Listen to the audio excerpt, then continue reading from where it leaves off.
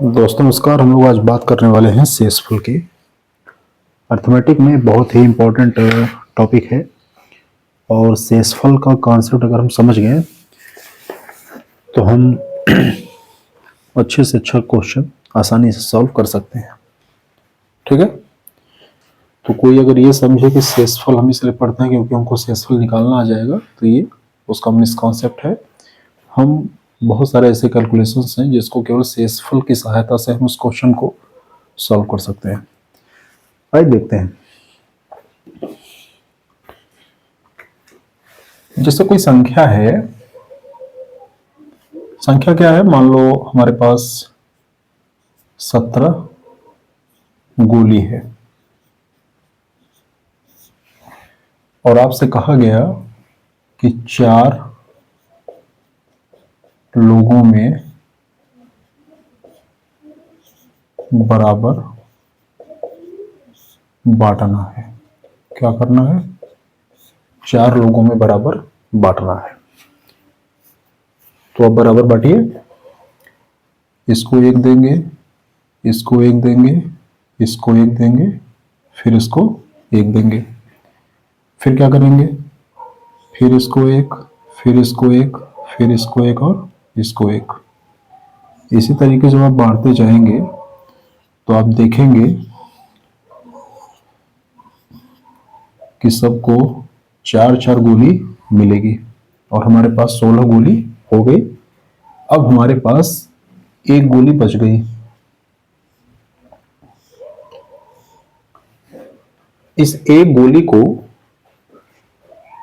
हम किसी को दे नहीं सकते, क्योंकि जिसे भी दे देंगे तो हम फिर ये नहीं कह पाएंगे कि हमने बराबर बराबर बांटा है, क्योंकि किसी का हिस्सा 5 हो जाएगा। उस स्थिति में हम ये कहेंगे कि 17 गोली को जब हमने 4 लोगों में बराबर बांटा तो हर व्यक्ति को 4-4 गोली मिला। हर व्यक्ति को कितना मिला? 4-4 गोली मिला और 1 बच गया। ठीक है, अब गणित की भाषा में पढ़े लिखे लोग ये जो बची हुई गोली है इसी को कहते हैं शेषफल।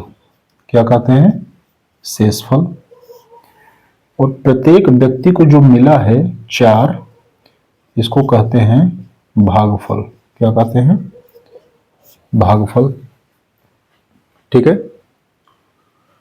और ये जो 17 था इसको क्या कहते हैं? भाज्य। और इस 4 को क्या कहा? 4 का नाम रख दिया भाजक।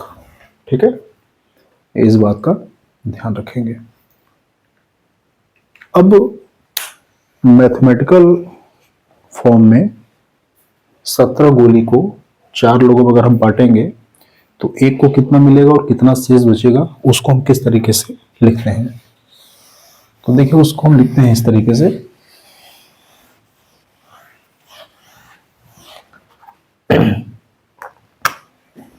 सत्रह भागे 4। 17 में 4 से भाग देंगे। हम 4 का पहाड़ा कितनी बार पढ़ेंगे? तो जब हम 4 का पहाड़ा पढ़ेंगे तो हम इस बात का ध्यान रखेंगे कि जो भी आएगा वो 17 से ज्यादा नहीं होना चाहिए। तो आपको पता है 4 1 का 4, 4 दूनी 8, 4 तिया 12, 4 चौक 16, 4 पंजे 20। अगर मैं यहाँ 5 लिख दूं तो ये 20 हो जाएगा। और हमने क्या कहा कि पहाड़ा पढ़ते समय हम इस बात का ध्यान रखेंगे कि 17 से ज्यादा नहीं होना चाहिए। इसका मतलब कि हमको 20 नहीं लेना है, हमको 16 लेना है। और 16 कितनी बार पे आ रहा है? 4 बार पे। तो 4 चौक का 16, कितना बचा? 1। ठीक है, यही जो 1 बचा है नीचे इसी को कहते हैं शेषफल, अंग्रेजी में कहते हैं रिमाइंडर। और ये जो 4 है ये क्या है, इसको कहते हैं भागफल। ठीक है, हमारा पूरा जो फोकस होगा इस चैप्टर में वो शेषफल पे होगा। इस 17 को क्या कहा था, इस 17 को हमने कहा था भाज्य और 4 को कहा था भाजक। तो इसको लिखते कैसे हैं, इसको लिखते हैं भाज्य भाजक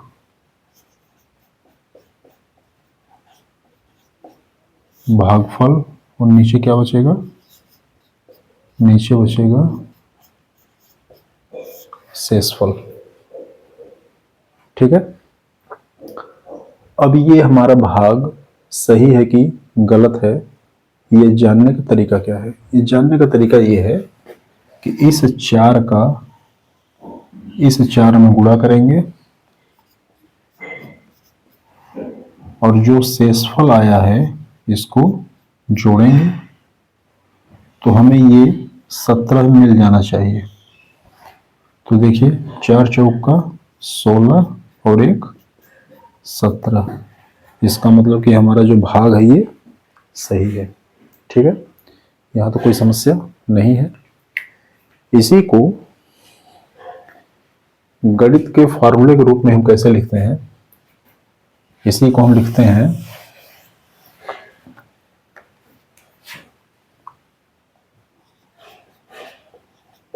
भाज्य बराबर भाजक गुणे भागफल, भाज्य बराबर भाजक गुणे भागफल प्लस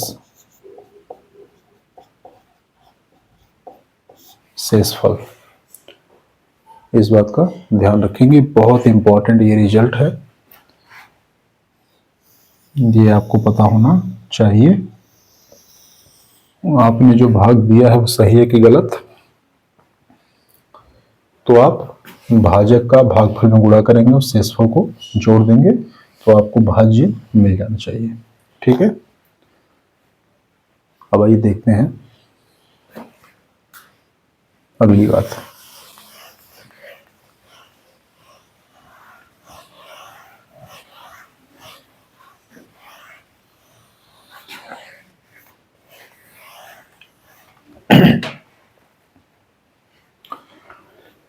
प्रश्न है 46 में 8 से भाग, 46 में 8 से भाग। देखो क्या करेंगे, 46 में हम 8 से भाग देंगे तो 8 का पहाड़ा हम कितनी बार पढ़ेंगे, 8 का पहाड़ा हम ऐसा पढ़ेंगे कि वो 46 से ज़्यादा नहीं होना चाहिए। तो हम जब 8 का पहाड़ा पढ़ेंगे तो 8 एक्का 8, 8 दूनी 16, 8 तरीक 24, 8 चौक 32, 8 पंजे 40, 8 छः 48। इसका मतलब कि हम 8 का पहाड़ा 5 बार पढ़ेंगे तो 8 पंजे 40 आएगा, शेषफल कितना आ गया, 6 आ गया। लेकिन अगर हम 8 का पहाड़ा 5 बार न पढ़ के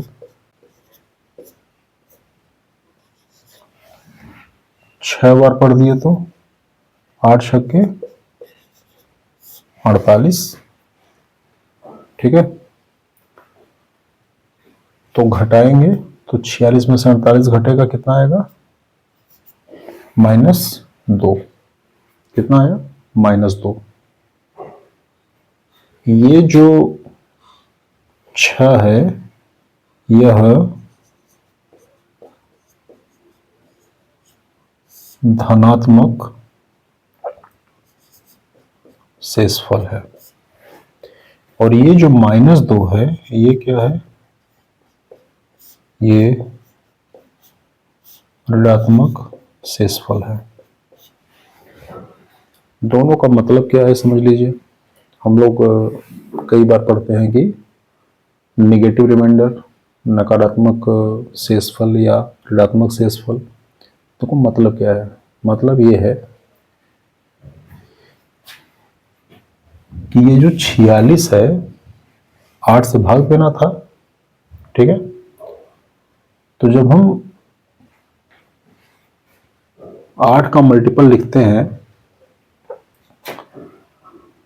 तो 46 हमें कहाँ मिला? 46 हमें मिला 40 और 48 के बीच में कहीं पर क्या है?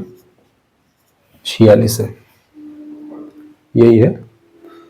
तो इसका मतलब कि जो 46 है ये 40 से 6 ज्यादा है, और 40 के बाद जो अगला मल्टीपल आएगा 8 का उससे 2 कम है। बात समझ आ रही है? फिर से सुन लीजिए।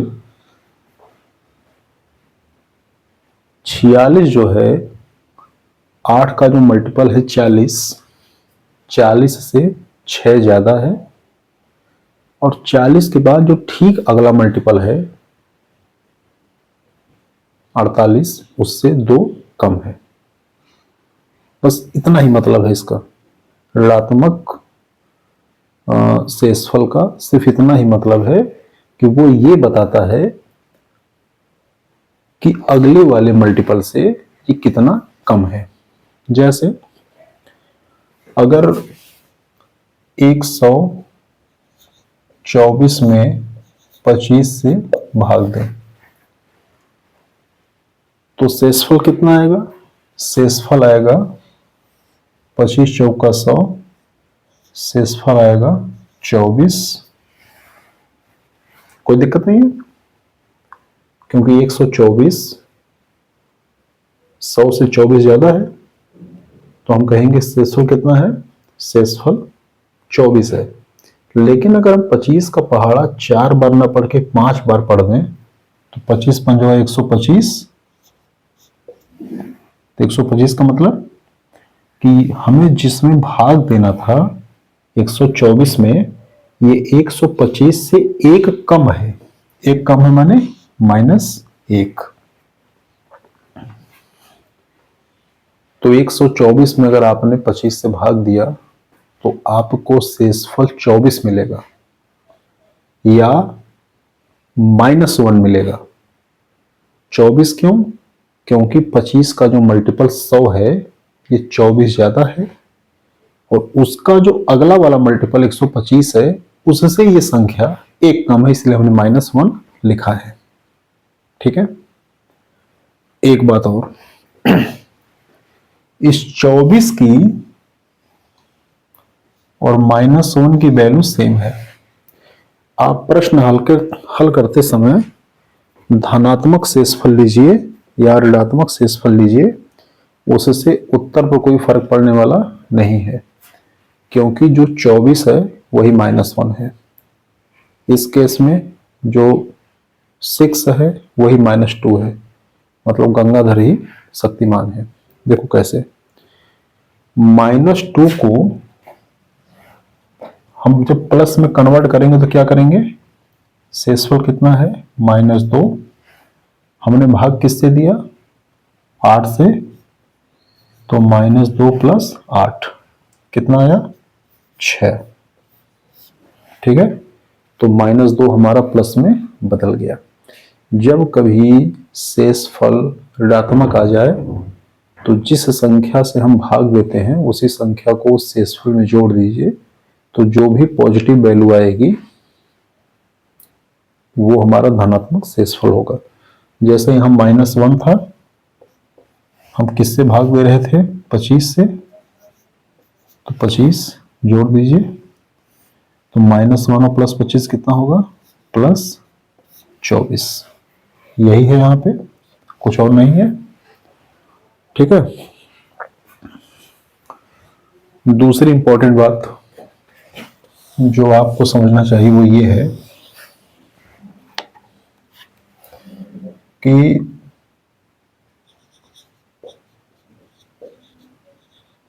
धनात्मक शेषफल प्लस ऋणात्मक शेषफल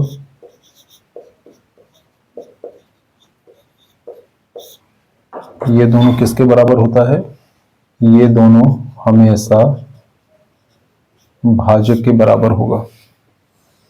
तो इस बात का ध्यान आप रखेंगे। धनात्मक शेषफल 6, ऋणात्मक शेषफल 2, 6 2 8। हमने 46 में 8 से भाग दिया था। धनात्मक शेषफल 24, ऋणात्मक शेषफल 1, 24 1 25, हमने 25 से भाग दिया था। ठीक है, इस बात का ध्यान रखेंगे। अगर कभी ऋणात्मक शेषफल और धनात्मक शेषफल जोड़ने के बाद वह भाजक के बराबर नहीं आ रहा है, इसका मतलब देयर इज समथिंग ब्लैक, दाल में कुछ करिया हो।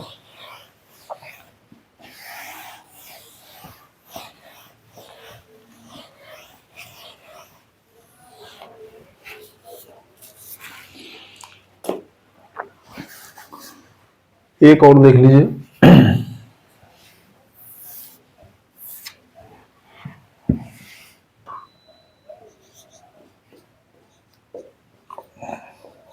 शेषफल सदैव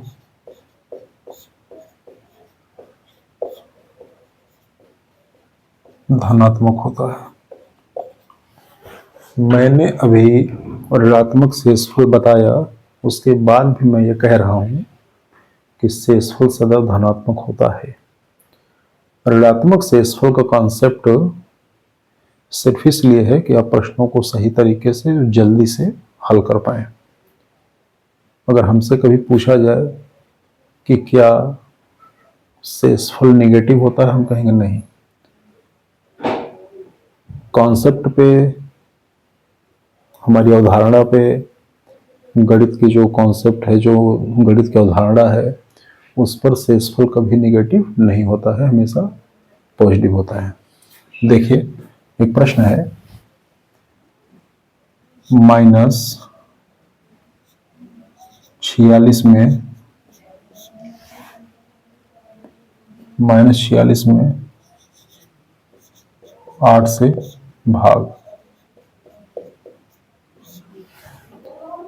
ये बड़ा अच्छा क्वेश्चन है, इसको समझिए। -46 में जब आप 8 से भाग करेंगे, 8 से भाग करना है और आपको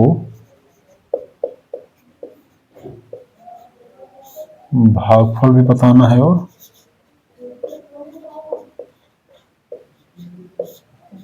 शेषफल भी बताना है।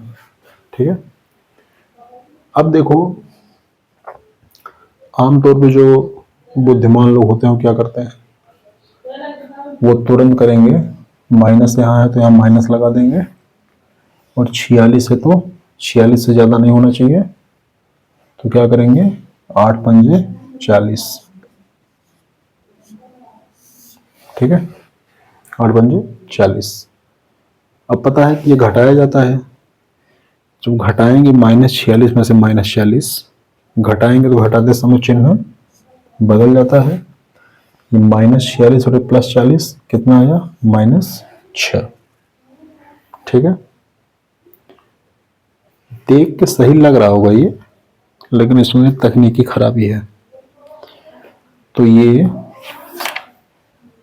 कॉन्सेप्ट पे, जो हमारा बेसिक कॉन्सेप्ट है, जो हमारा भाग को लेके जो बुनियादी समझ है, उस आधार पे ये भाग जो है वो गलत है।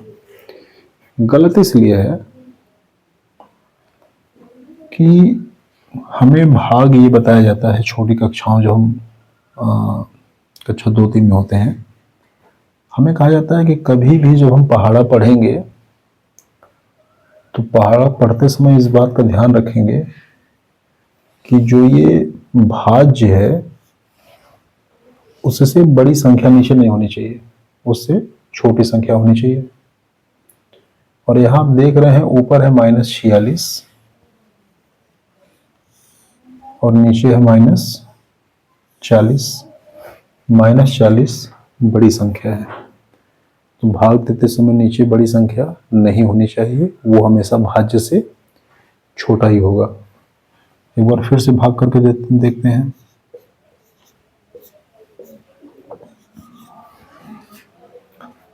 हमने कहा कि ये इससे बड़ी संख्या है तो उसको छोटी करेंगे। छोटी करने का तरीका, हम जो -5 बार ले गए थे इसको -6 बार ले जाएंगे, तो ये हो जाएगा -6×48। अब देखिए -46 बड़ा हो गया और -48 छोटा हो गया। जब इसको घटाएंगे तो घटाते समय चिन्ह बदल जाएगा।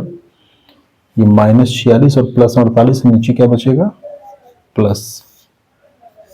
अब यहां से दो बात हमको समझ आई। पहली बात क्या कि शेषफल यहाँ नेगेटिव आ रहा था, जो कि टेक्निकली गलत था, और यहाँ पे शेषफल पॉजिटिव हो गया, ये हमारा सही हो गया। दूसरा, ये वाली गिनती, ये वाली संख्या भाज्य से बड़ी आ रही थी, जो कि गलत थी। बड़ी आने की वजह से ही ये नेगेटिव आ रहा था, वो हमने यहाँ पे सही कर लिया। अब ये संख्या हमारी छोटी आई है, ये संख्या बड़ी है। ऐसा हुआ क्यों? क्योंकि हमने भागफल को एक और कम कर दिया। यही तो होता है ना, जब पहाड़ा पढ़ते समय संख्या हमारी, मान लो हमने 6 बार पहाड़ा पढ़ा और हमें संख्या बड़ी मिल रही है, तो हम तुरंत 6 से कम कर देते हैं, 5 कर देते हैं।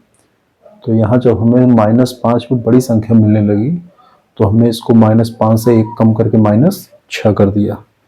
तो हमने देखा कि भागफल हमारा -6 आया और शेषफल +2 आया। ठीक है, नोट कर लीजिए।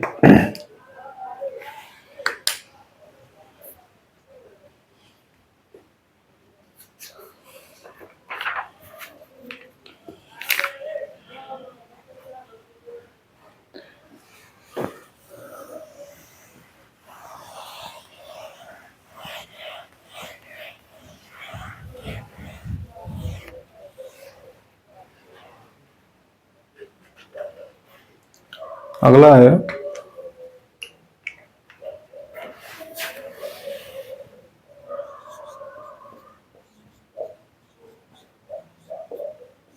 शेषफल के गुण, प्रॉपर्टी ऑफ रिमाइंडर। तो शेषफल का जो पहला गुण है वो है कि यह योगात्मक होता है।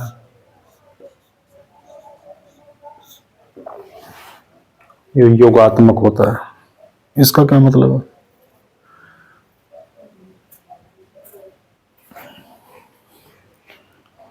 इसका मतलब क्या है भाई, योगात्मक होने का मतलब? देखिए,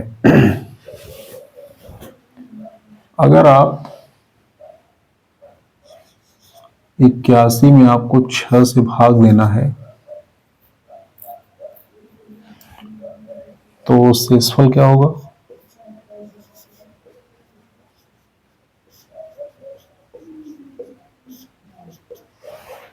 आपको पता है 13 छक्के 78,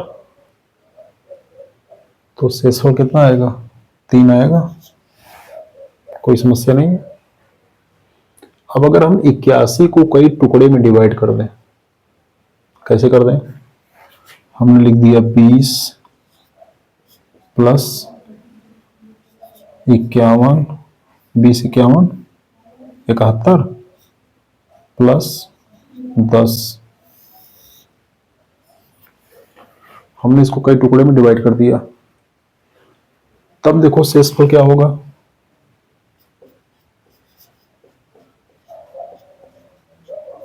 तब शेषफल क्या होगा?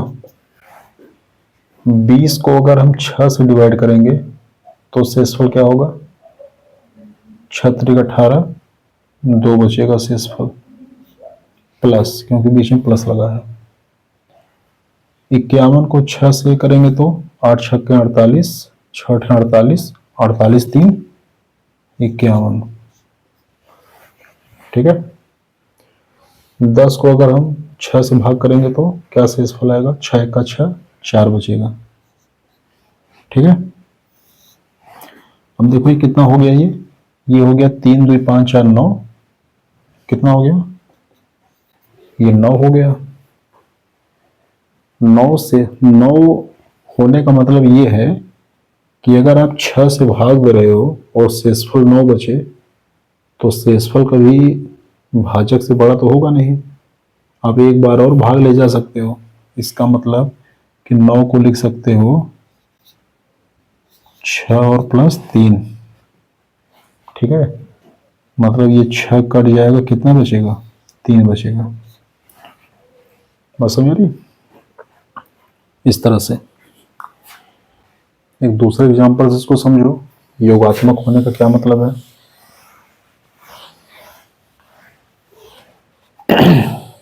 मान लीजिए 41 में आपको 5 से भाग देना है, 72 में आपको 5 से भाग देना है, और 93 में आपको 5 से भाग देना है। तो देखो 41 में 5 से भाग देंगे तो शेषफल क्या आएगा, शेषफल आएगा 5 8 40, 1 आएगा। यहां करेंगे तो 14 25 70, शेषफल 2 आएगा, और यहां करेंगे तो 18 25 90, शेषफल 3 आएगा। हम कितने से भाग दे रहे हैं, हम भाग दे रहे हैं 5 से। तो कुल शेषफल कितना मिल गया, कुल शेषफल मिल गया 1 2 1 3 और 3 6। लेकिन चूंकि हम 5 से भाग दे रहे हैं तो शेषफल 6 तो बचेगा नहीं। अगर 6 मिलने लगे तो हम 5 का पहाड़ा एक बार और पढ़ के उसको भी खत्म कर लेंगे। इसका मतलब कि ये 6 क्या है, ये 5 प्लस 1 है, और चूंकि 5 से भाग दिया है तो ये 5 भी खत्म हो जाएगा, भागफल में चला जाएगा, एक बढ़ के शेषफल हमको क्या मिलेगा, 1 मिलेगा। यहाँ तो बात क्लियर है। तो 41 में 5 से भाग करें, 72 में 5 से भाग करें, और 93 में 5 से भाग करें तो हमें शेषफल 1 2 3 मिलेगा, और जब जोड़ेंगे तो हमको 6 मिलेगा। 5 से भाग देने पे 6 शेषफल नहीं मिल सकता, क्योंकि खुद एक बार भागफल में बढ़ा के उसको खत्म कर सकते हैं। तो हमें फाइनली कितना मिलेगा, 1 मिलेगा। अब जरा 41 को 72 को 93 को जोड़िए, जोड़ेंगे तो 3 2 5 1 6, 9 7 16 4 20, कितना आया, 206। भाग किसे करना है, 5 से। ठीक है, तो ध्यान से देखिए, 206 में अगर 5 से भाग करेंगे तो शेषफल कितना आएगा, 1 आएगा। कितना आएगा, 1 आएगा, जो यहां आया था। अब देख लीजिए ना, 5 चौक के 20, 5 एक का 5, 1 बचेगा। ठीक है, तो शेषफल की प्रॉपर्टी क्या है, शेषफल योगात्मक होता है। इसकी दूसरी प्रॉपर्टी क्या है,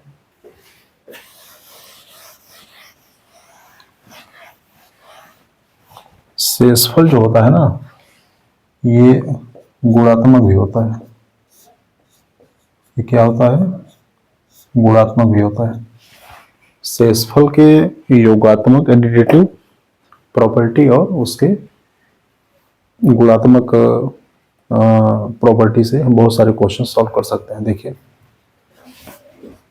अगर संख्या हमारे पास है 12 गुणे 13, और भाग किससे करना है, भाग करना है 10 से, तो इसका 2 तरीका है।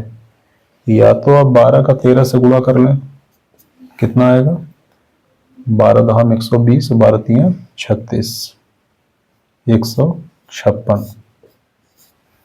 ठीक है, तो 156 में आप जब 10 से भाग करेंगे तो शेषफल क्या आएगा, 10 15 में 150, शेषफल बचेगा 6।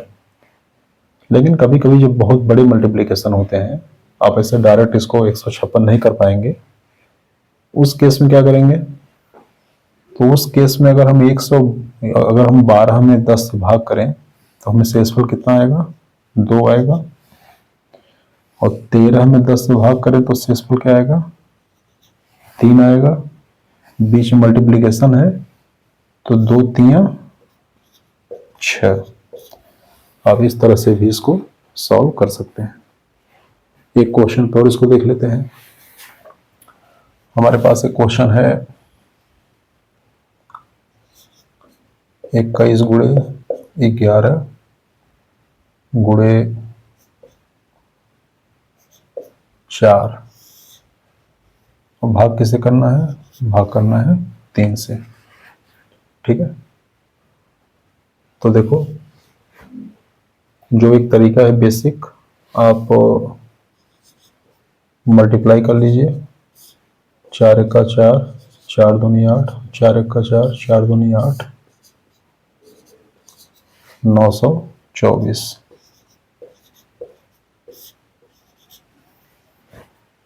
ठीक है, अगर ये 924 है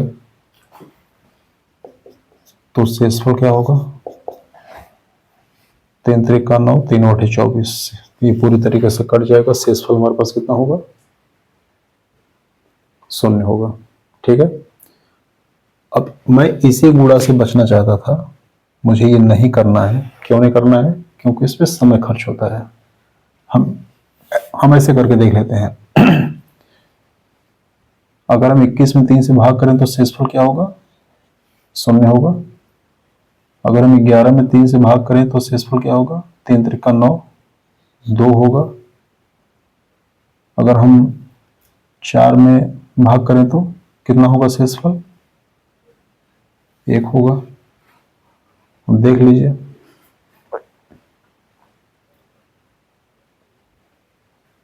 बीच मल्टीप्लाई है ना, कर लो मल्टीप्लाई, कितना शेषफल आएगा, 0 आएगा।